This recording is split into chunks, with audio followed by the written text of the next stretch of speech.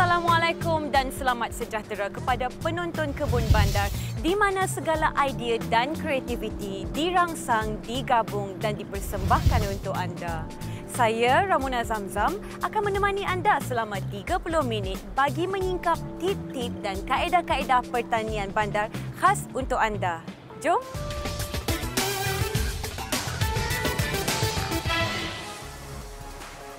Melentur buluh, biarlah dari rebungnya.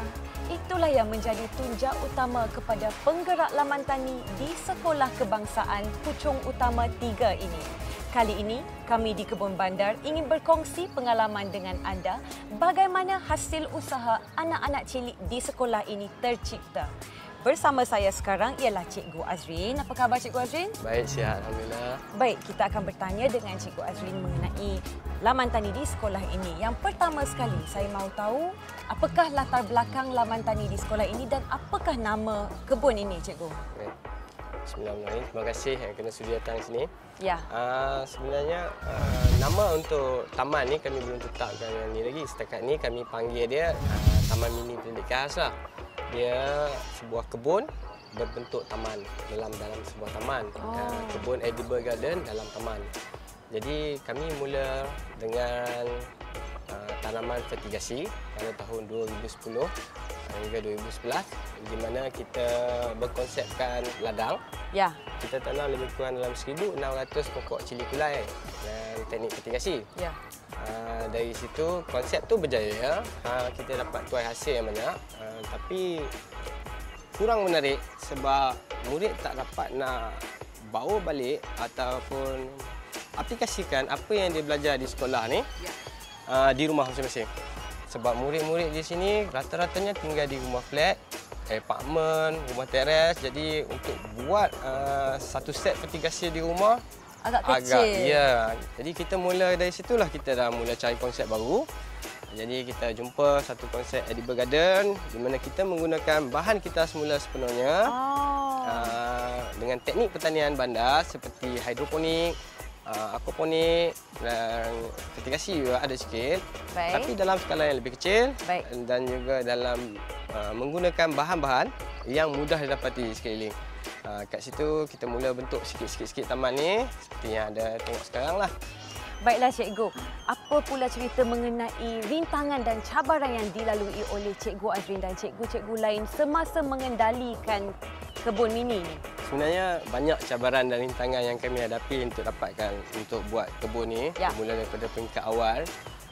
Antaranya adalah faktor masa di mana kita ada cuti sekolah, kita ada aktiviti seperti sukan sekolah, pertandingan-pertandingan di peringkat daerah dan sebagainya. Ya. Jadi tanaman yang kita tanam ni mesti bersesuaian dengan takvim aktiviti. Misal kata waktu jangka masa yang kami ada 1 bulan sebelum cuti sekolah, kami akan mula tanam pokok-pokok sayuran yang memerlukan masa lebih kurang 35 hingga 45 hari untuk dituai. Jadi di situ kita akan pilih tanaman seperti bayam, salad dan sawi yang mengikut masa. Baik. Selain daripada itu, cabaran yang kami hadapi adalah memilih aktiviti yang sesuai dengan kebolehan murid. Baik. Tak semua murid pendidikan, kita tahu murid pendidikan ni adalah daripada murid OKU.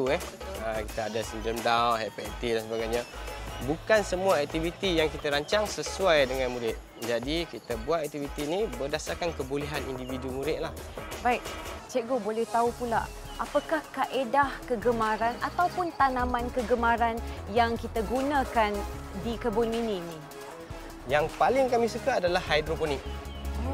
Mana kita gunakan air sebagai media utama untuk suburkan pokok lah. Kita bagi nutrien terus melalui air. Jadi sebabnya? Sebab, okey. Sebabnya tanaman ni penyelenggaraan dia sangat mudah sebab kita tak perlu siram hari-hari. Oh, tak perlu hari-hari ya? Tak perlu siram hari-hari. Jadi? Kita cuma perlu selenggara lebih kurang dalam seminggu sekali. Kita tengok, tambah air baja, pastikan air baja tak kering, itu aja. Dan sehingga tuai hasil mungkin 2 hingga 3 kali saja.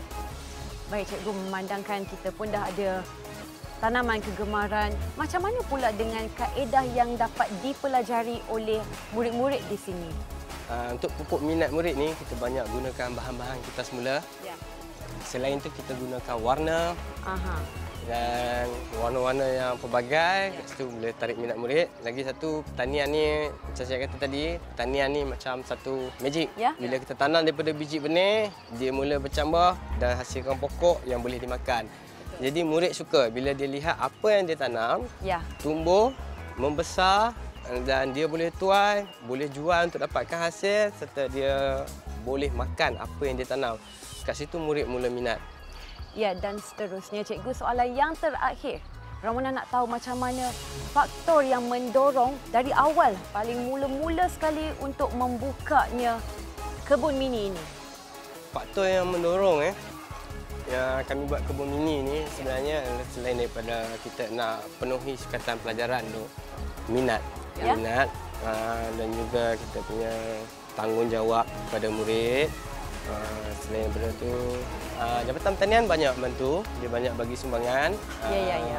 Perubahan pentadbiran juga menggalakkan.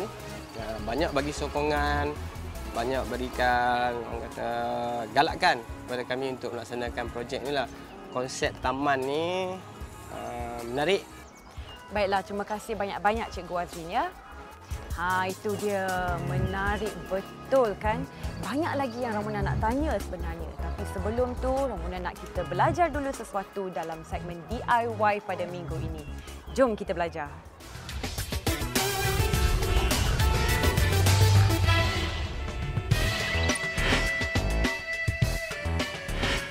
Terima kasih kerana masih setia bersama saya Ramona Zamzam dalam segmen DIY di mana kaedah pertanian bandar yang kreatif dan inovatif kami sajikan untuk kita pelajari bersama. Pada minggu ini kita akan belajar satu lagi hasil ciptaan anak tempatan iaitu kaedah penggunaan tong drum ataupun dipanggil sebagai UGD bersama dengan Encik Ibrahim. Apa khabar Encik Ibrahim? Alhamdulillah, sihat. Ya, apa yang Ramona nampak, kaedah UGD ni sangatlah senang dan praktikal untuk mereka yang mementingkan kekemasan dan juga untuk ruang yang sempit. Sebelum kita belajar dengan lebih lanjut, apa kata kita tanya dengan Encik Ibrahim. Encik Ibrahim, apa UGD tu? Boleh tak cerita sedikit? Okay. UGD ni adalah singkatan kepada Unity Gardening Drum. Ianya daripada tong drum yang di depan ni, tong warna biru. So, ini adalah kaedah penanaman menegak ataupun vertical farming. Vertical farming. Baik.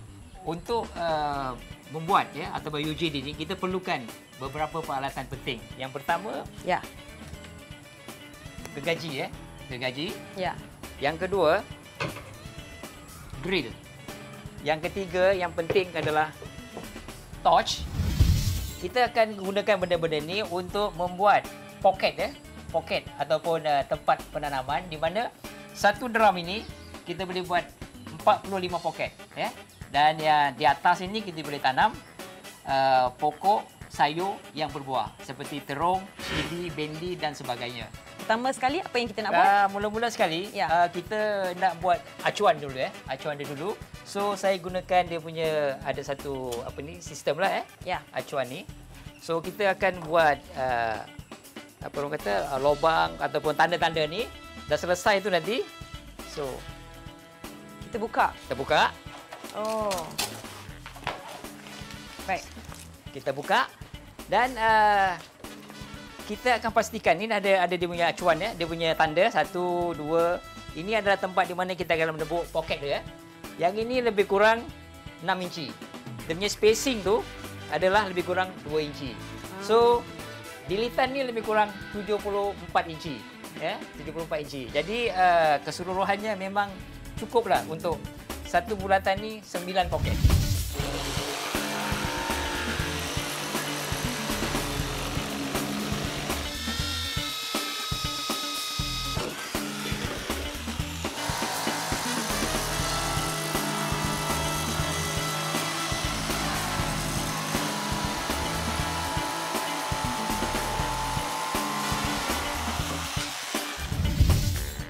Selepas saya panaskan dia. Ya.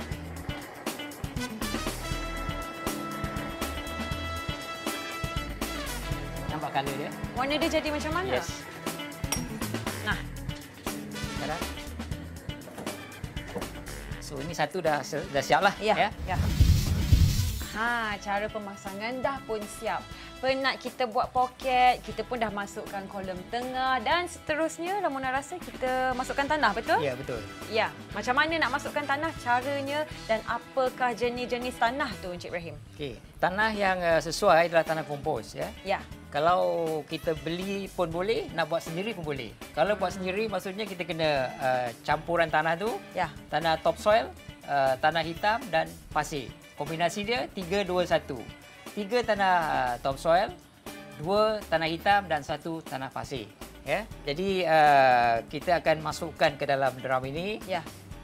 Kuantiti tanah yang diperlukan adalah sebanyak 140 kilo. Tapi sebelum tuan-tuan dan puan-puan masukkan tanah, pastikan tepat atas ditutup. Ya. Kita menggunakan use juga benda-benda terpakai. Kita tutup dekat sini. Pertama, supaya tanah tak masuk. Yang kedua, kita tutup dia untuk menjaga kita punya baja kompos kat dalam ni. Jadi bila masukkan tanah ke dalam tong ni, kena pastikan tak masuk dalam tak masuk dalam ni. kolom tengah. Sebab kita perlukan saluran ni clear supaya kita nak ambil air bawah tu senang nanti. Takut tersumbat. Takut tersumbat. Takut tersumbat. Dengar tu para penonton sekalian. Kalau kata nak buat tong drum ni, pastikan anda pilih tempat yang betul-betul sesuai dan tepat. Sebab kalau dah masuk tanah nanti dah terlalu berat, tak boleh dah nak angkat-angkat, pindah randah, memang tak boleh. Yang sebenarnya, kolom tengah ni adalah tempat pembajaan sendiri.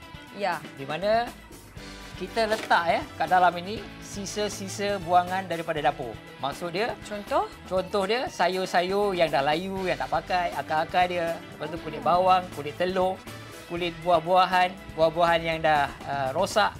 Masukkan ke dalam sini saja. Apa-apa buah tapi dan sayur. Jangan benda-benda busuk seperti ikan, ayam, nasi, itu sebab dia akan menjadi bau. Daging tak boleh kalau lah. kita letak buah-buahan, so kita punya baja organik kita terima adalah bau buah-buahan. Limau, buah limau macam tu. Kalau kita letak daging apa, jangan jadi busuk. Betul. Itu sebabnya kita tutup. Dah lepas tadi kita tutup. Once tutup, kita nak menghindarkan binatang-binatang perosak masuk untuk ke dalam. datang. Ya, maka siaplah kaedah penggunaan tong drum ataupun kita panggil UGD untuk segmen DIY kali ini. Terima kasih banyak-banyak pada Encik Ibrahim sebab sudi beri tunjuk ajar pada kita semua. Dan sebelum kita berundur, kita nak minta Encik Ibrahim bagi sedikit pesanan pada para penonton di luar sana, boleh tak? Boleh. Ya. Tuan-tuan dan puan-puan sekalian, saya rasa sekarang tak ada lagi sebab kenapa kita tak boleh bertanam ataupun bertani di depan rumah walaupun kita tidak ada kawasan yang lapang. Dan dengan adanya UGD dapat menyelesaikan masalah kita untuk bertanam di kawasan yang sempit ataupun yang kurang besar. Betul tu, dengarkan. Tak ada alasan lagi dah. Mana-mana pun kita boleh bercucuk tanam. Tak kisahlah kawasan rumah kecil ke besar ke. Tak ada masalah ya. Inilah dia kaedah UGD, menarik bukan? Inilah dia kami di Kebun Bandar cuba untuk berkongsi dengan anda, terutamanya kepada penonton dan penggemar laman tani supaya anda dapat belajar, mendalami dan memperbaiki tanaman yang sedia ada di rumah anda. Apa lagi? Cuba, jangan tak cuba. Sehingga kita berjumpa lagi pada minggu hadapan ya. Bye. Bye.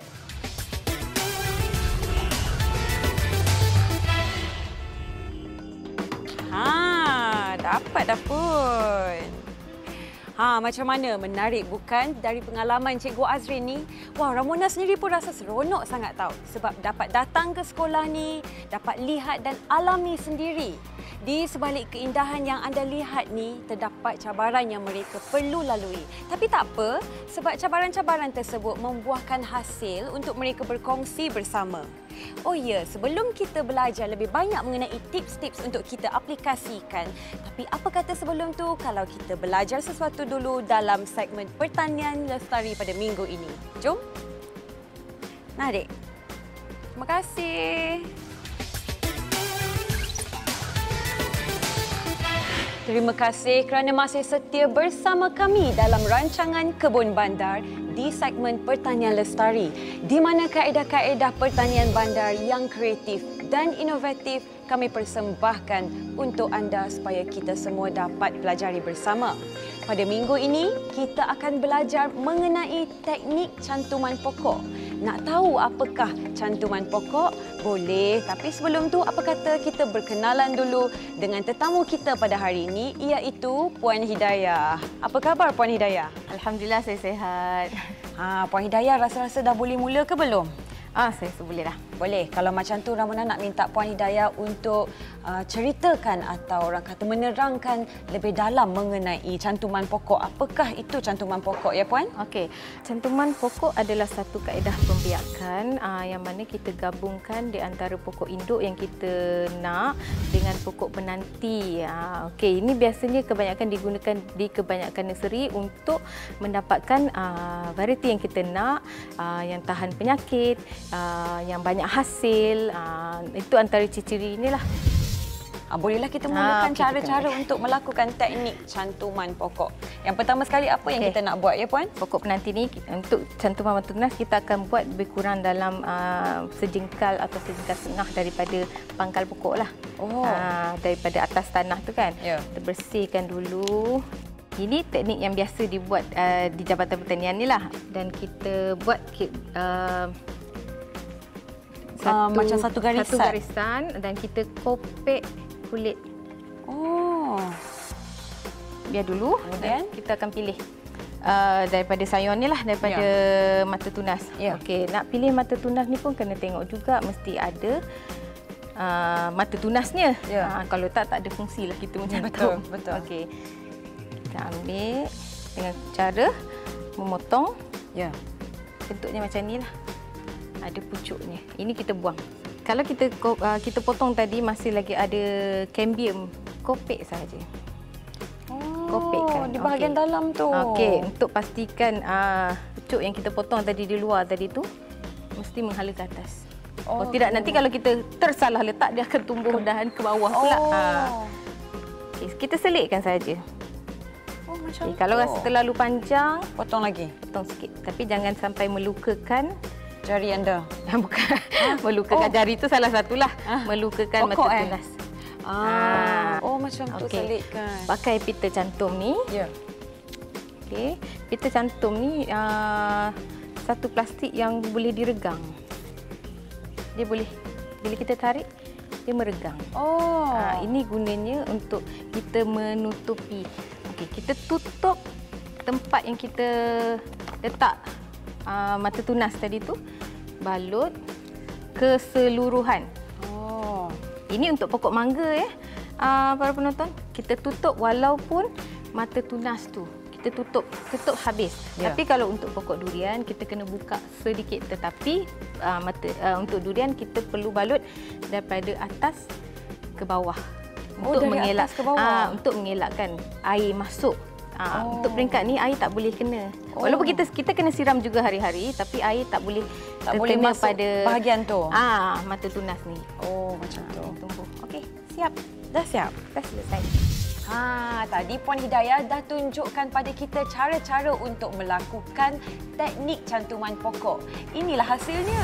Dekat sebelah saya ni ada 3 jenis limau yang kita dah buat pembiakan, salah satu pembiakan. Tapi kita tak tunjukkan tadi, ini kita menggunakan kaedah sanding.